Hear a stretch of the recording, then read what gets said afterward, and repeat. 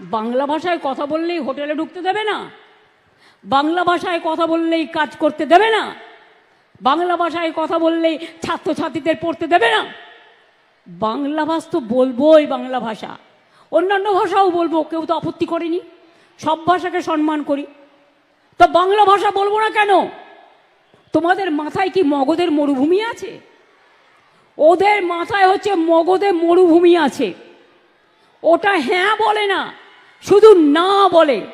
বাংলাকে সহ্যই করতে পারে না, বাংলা দেখলে তরবর করে জ্বলে।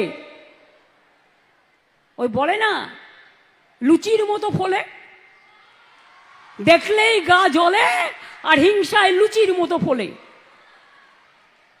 ভারত ভাগ করতে গিয়ে বাংলাকে ভাগ করেছিলেন আর পাঞ্জাবকে ভাগ করেছিলেন। তার কারণ, চলে যান আন্দামান সেলুলার জেলে, আমি রেপ্লিকা তুলে নিয়ে এসেছি আলিপুর মিউজিয়ামে।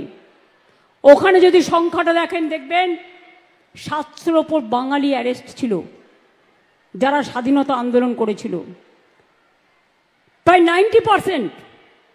আর 10% ছিল পাঞ্জাবিরা। ওরা জানতো বাংলাকে ওরা শায়েস্তা করতে পারবে না, বাংলার শক্তির কাছে পারবে না। তাই ওরা কি করেছিল, বাংলাটাকে ভাগ করে দিয়েছিল আর পাঞ্জাবটাকে ভাগ করে দিয়েছিল।